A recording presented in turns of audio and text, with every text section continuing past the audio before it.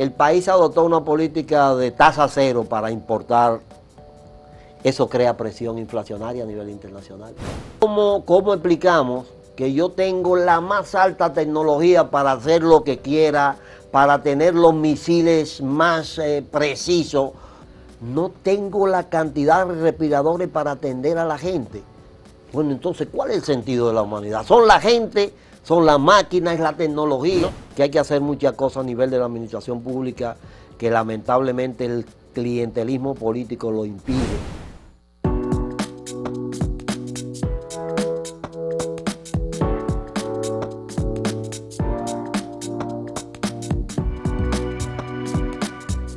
Saludos amigas, amigos, ustedes sintonizan Acento TV y este es su espacio a partir de ahora.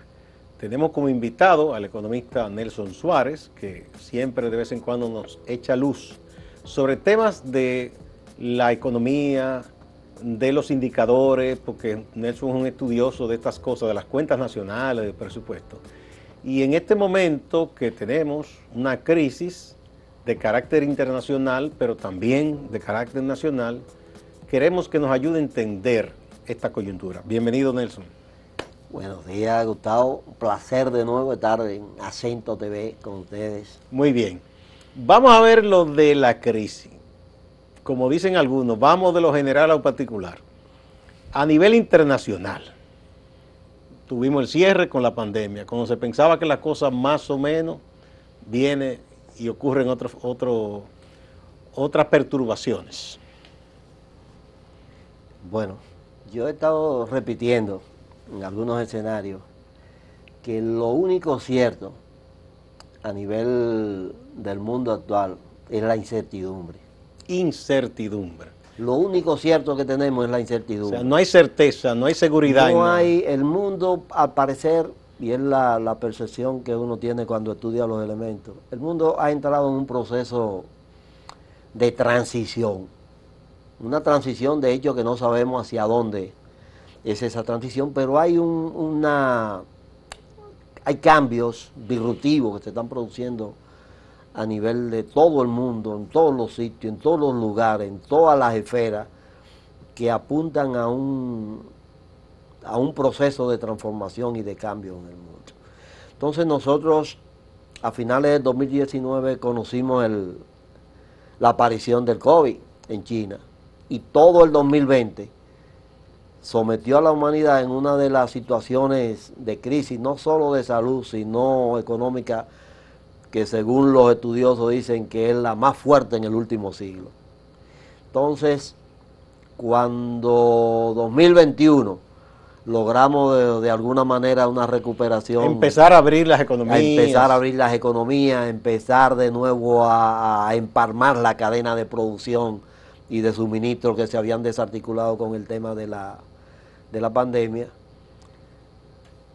Hasta enero estaba todo muy bien, las proyecciones de recuperación a nivel mundial eran excelentes. Bueno, vamos a volver de nuevo a los niveles de 2019 y vamos a superar eso. Vamos ahora a adaptarnos a la nueva normalidad, como se le llamaba.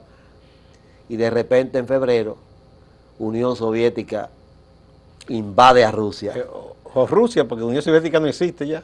Bueno, Rusia invade a Ucrania. El nombre viejo se despega. Sí, Rusia invade a Ucrania y se altera totalmente la situación en el mundo. Entonces, y de hecho, esto también plantea un tema de incertidumbre, porque la tesis que está planteando Rusia y Putin es el tema de, bueno, vamos a romper con la unipolaridad.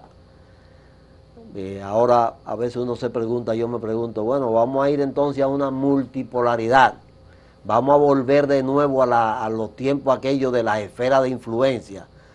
Bueno, la Segunda Guerra Mundial y la Primera fueron escenarios en los cuales grandes países se sentaron y se distribuyeron el mundo en esferas de influencia.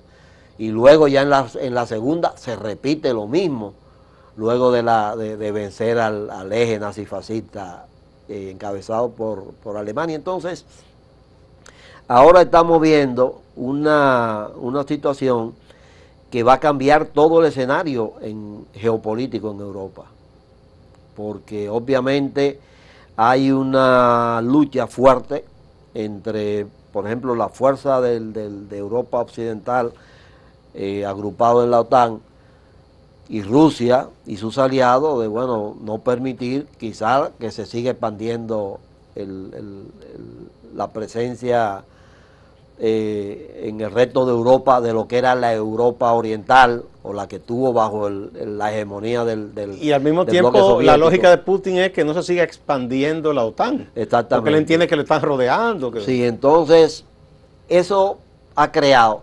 Y si a eso le agregamos ahora la exacerbación de la situación entre China y Estados Unidos con el tema Taiwán, o sea, estamos realmente frente a cuando todo pensaba que 2022 iba a empezar a volver a la normalidad. Entonces lo que tenemos es un escenario de incertidumbre, absolutamente. Pero a mí hay algo que me llamó mucho la atención, lo he hablado con otros amigos economistas. Había un relato que nos contaban que parece que no era del todo cierto, porque supuestamente Estados Unidos y las potencias europeas y sus aliados eran los grandes productores de todo. Entonces yo digo, una guerrita entre dos países, entonces de pronto no hay nada. Falta gas, falta petróleo, faltan granos. Entonces, alguien mintió, porque se dicen ahora, no, es que estos son los dos más grandes productores. Ah, pero eso no lo decían antes.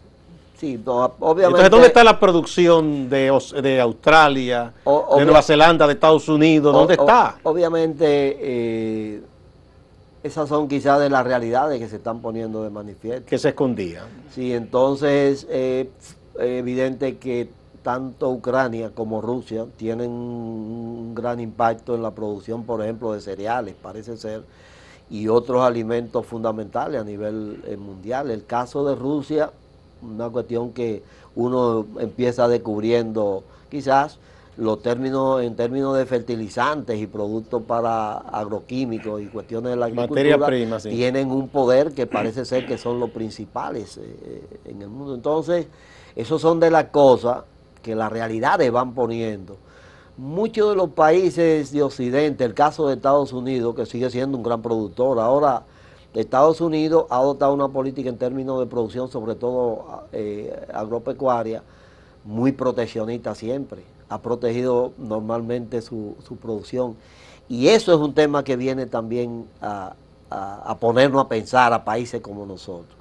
Nosotros hemos logrado un gran avance en términos de cierta autosuficiencia. Sí, de hecho se va a exportar arroz ahora. En agropecuaria, entonces eso es una gran cosa. Ahora, esta situación que se ha presentado con el tema de la crisis sanitaria y con el tema de la invasión a Ucrania, nos está llamando a que como nación, como país, como Estado, empecemos a pensar en ese mundo que está por venir. Y ahora sí, cuando estábamos hablando de globalización y nos habíamos imbuido todo en ese concepto de aldea global, sucede que estamos como volviendo de nuevo hacia atrás. De hecho, una de las cosas que posiblemente ha agravado más el tema inflacionario a nivel global es que los países, la mayoría, han empezado a adoptar políticas proteccionistas. Bueno, Argentina, que es un gran productor de alimentos, ha dicho, espérate. Exacto, por ejemplo. La prioridad no es exportar. Una cosa que no tiene que no lo ven, no lo vemos así tan simple. El país adoptó una política de tasa cero para importar. Eso crea presión inflacionaria a nivel internacional. ¿Por qué? Siendo un país tan pequeño como el nuestro. Sí, no, pero que lo estamos haciendo nosotros y lo están haciendo otros países. O sea, esa decisión a nivel de muchos países. Se crea una presión inflacionaria. ¿Por qué? Porque yo estoy diciéndole estoy inclusive descuidando y en vez de decir, vamos a reforzar la producción nacional, diciendo, no, hombre, tráiganlo de por ahí, que es más barato y resolvemos el problema. Pero eso crea presión porque cuando lo hacen varios países, pero del lado contrario, hay países, por ejemplo, que han prohibido la exportación de algunos productos. Argentina. Entonces, Argentina y varios países lo han hecho. Eso le crea una presión adicional a la inflación. O sea, porque el que va a importar, aunque sea con tasa cero, tiene que pagar más caro. Entonces, tanto política proteccionista como política de prohibición de exportaciones. Es decir, no, yo tengo mi producto y lo voy a usar yo solo. ambas crean, y de hecho hubo una reunión recientemente en la Organización Mundial de Comercio que trató el tema, y uno de los objetivos... Constituyen presión inflacionaria ambas. Claro. Tanto el cierre, cese de exportación, como la reducción de aranceles cero para tratar de importar. ¿Qué es lo que ha creado inflación a nivel de los cereales? Creo que han subido un 34%. Bueno, que ni Rusia ni Ucrania están exportando prácticamente. Recientemente vi que hicieron un acuerdo para tratar de permitir el flujo de esos de granos que están almacenados y se pueden dañar quizás. Cosecha pero realmente grandiosa. Ambas políticas crean presiones sobre la inflación. Vamos a poner un puntito ahí, Nelson, para continuar. Vamos a la primera pausa.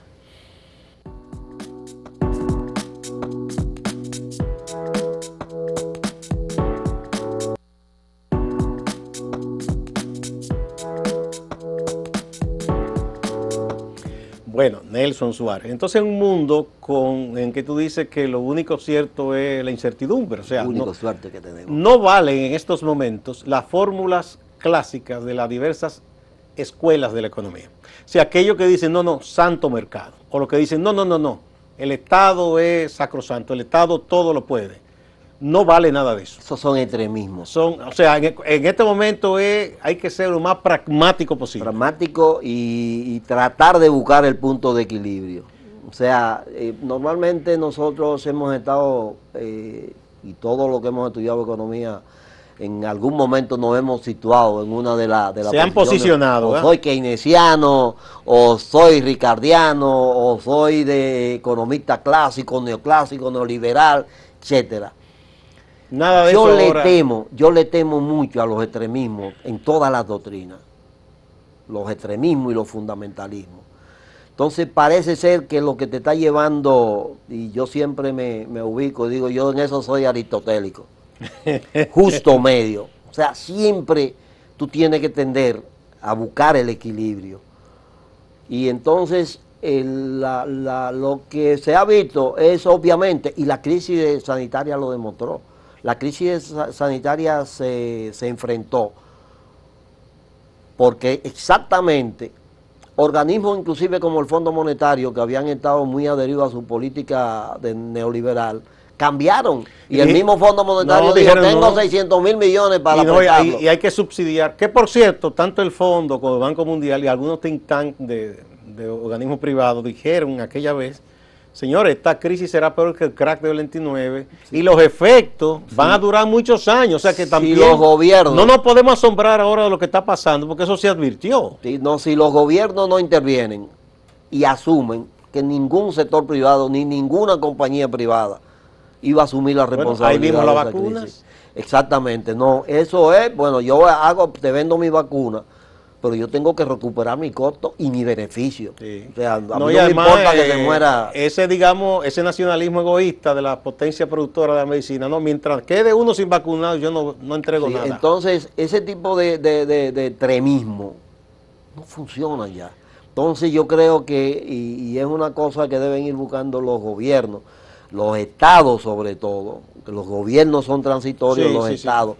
Lamentablemente la economía parece ser que durante muchos siglos va a seguir siendo una economía mixta, en la cual hay un órgano que establece las reglas de juego, un estado que está normado por un sistema, y hay productores y agentes privados que hacen su función y que su propósito, ¿qué te dice a ti lo siguiente? Es ganar dinero. En los últimos meses Cuba ha aprobado la creación de más de 5.000 empresas privadas.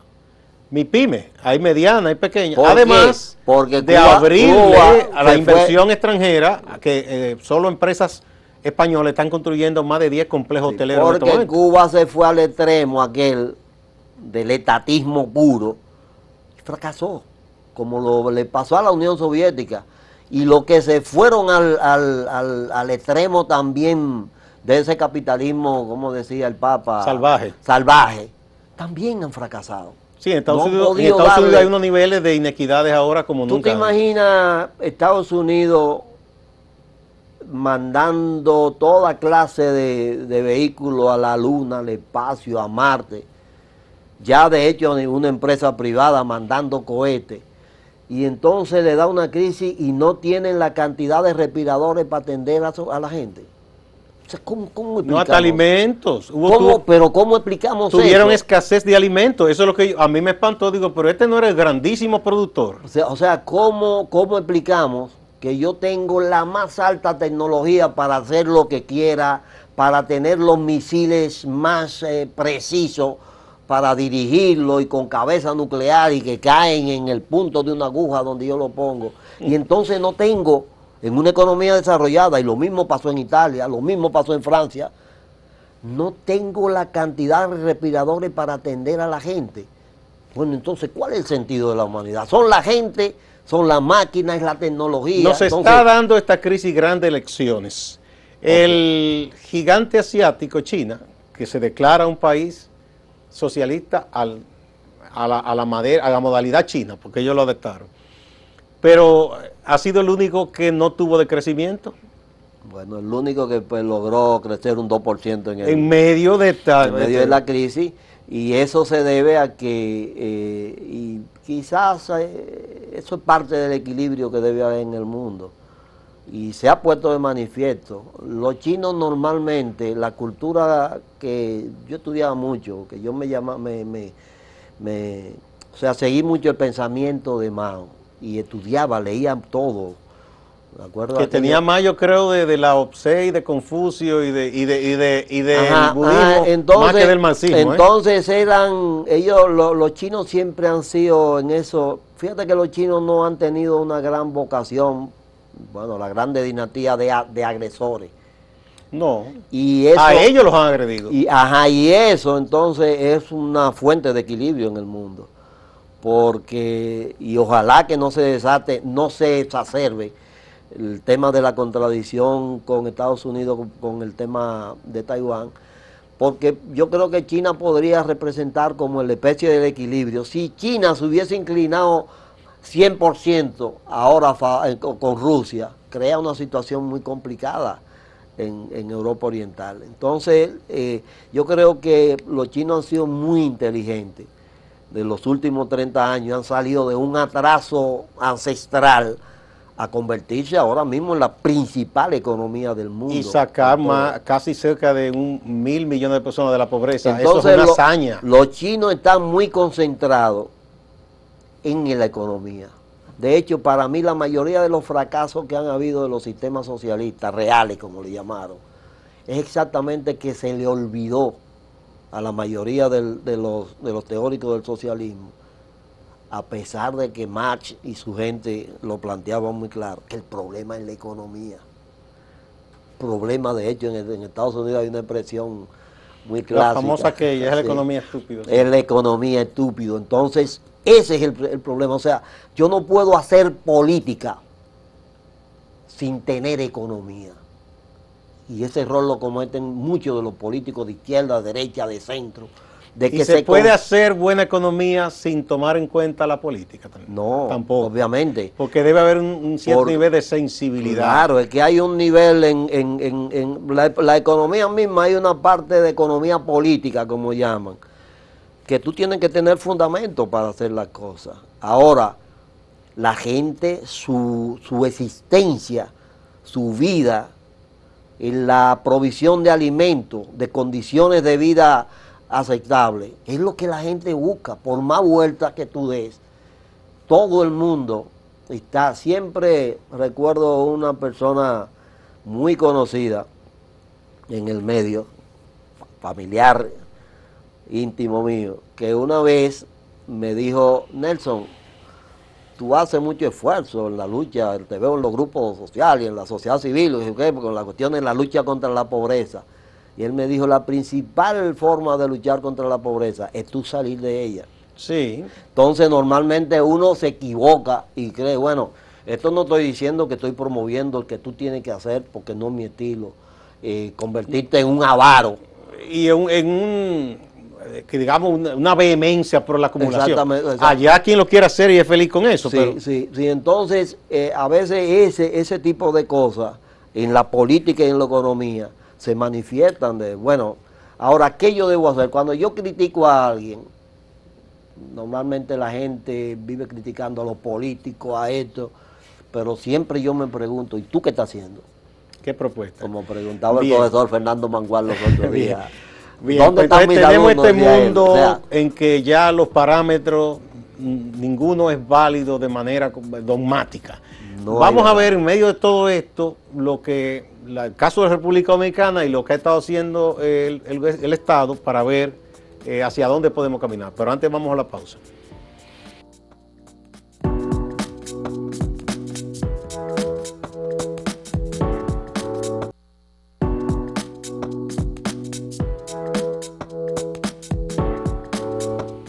Nelson Suárez. Bueno, todos los países, por lo que he revisado, más o menos tomaron medidas similares. Subsidio, endeudarse, Flexibilidad en la política monetaria. también todo eso, porque había que hacer frente a lo principal. República Dominicana, ¿qué tal lo ha hecho el Estado Dominicano? Digo el Estado porque una parte de esta crisis le correspondió al pasado gobierno y este asumió en medio de la crisis también. Eso es. Bueno, ¿Cómo lo ha hecho? sí, obviamente yo creo que tanto el gobierno que salió como el que entró en una situación muy complicada, hicieron lo que tenían que hacer. Y obviamente eso nos ayudó a que la crisis sanitaria no se convirtiera en una crisis social. Y eso pasó en todos los países, porque el riesgo más fuerte que había es que esa crisis sanitaria se convirtiera en una crisis social cuando tú aíslas y cierras la economía y hay, en el caso de nosotros, un 54% de gente que vive de economía informal y que tú le impidieras buscar la comida, la iba a buscar como fuera. Y eso te iba a crear una crisis social. Entonces, la actitud que tomaron los estados de intervención del Estado, de buscar donde fuera para mantener, darle sostén a un segmento importante de la población que no tenía de dónde tenerlo, porque la mayoría de los que tienen cierta estabilidad económica podían solventar esta crisis desde su casa, con los ahorros, con los rejuegos, con esto.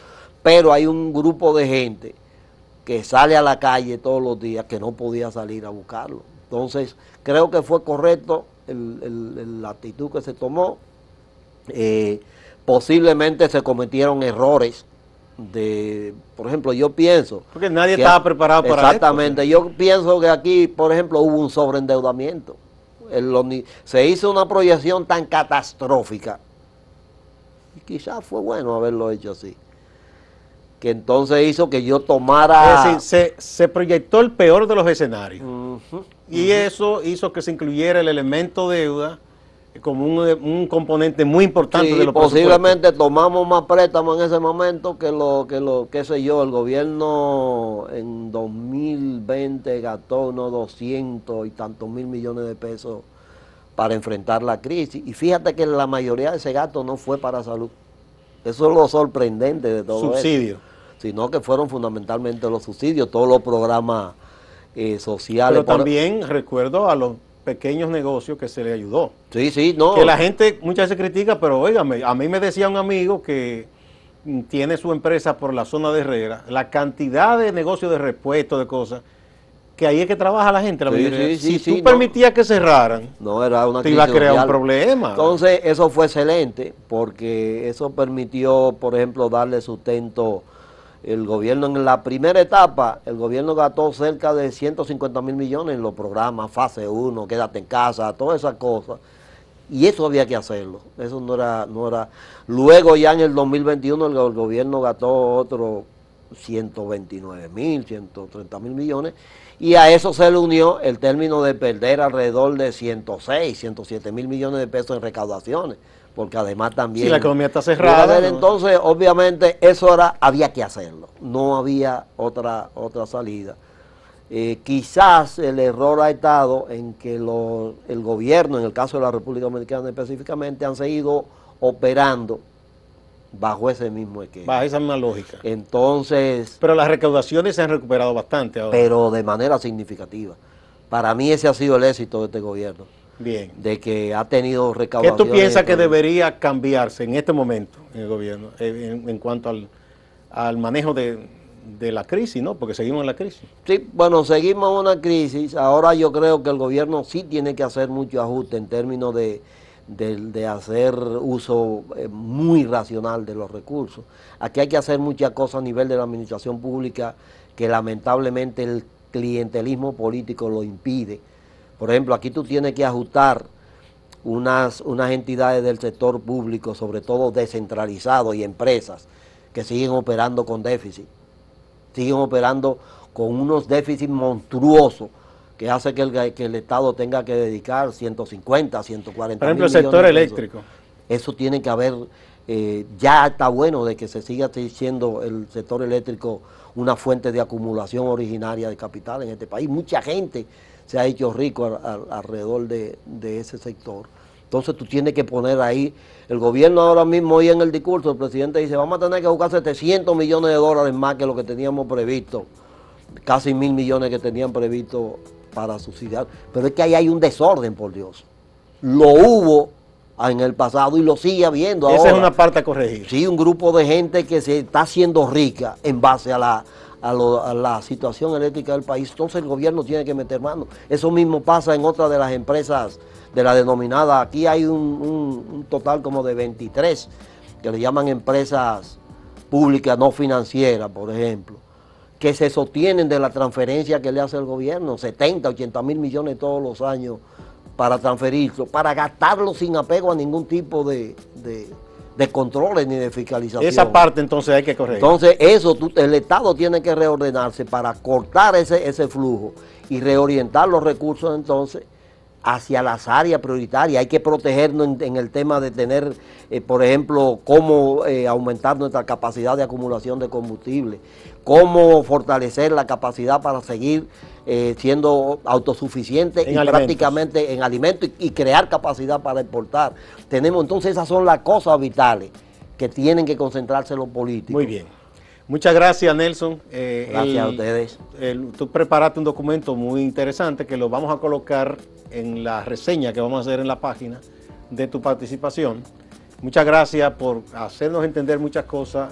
No es una crisis que va a pasar de la noche a la mañana. Debemos hacernos la idea de que vamos a vivir así muchos años. Hay que prepararse para ello. Muchas gracias a ustedes también, amigas y amigos. No se vayan, que hay más en Acento TV y Acento Portal.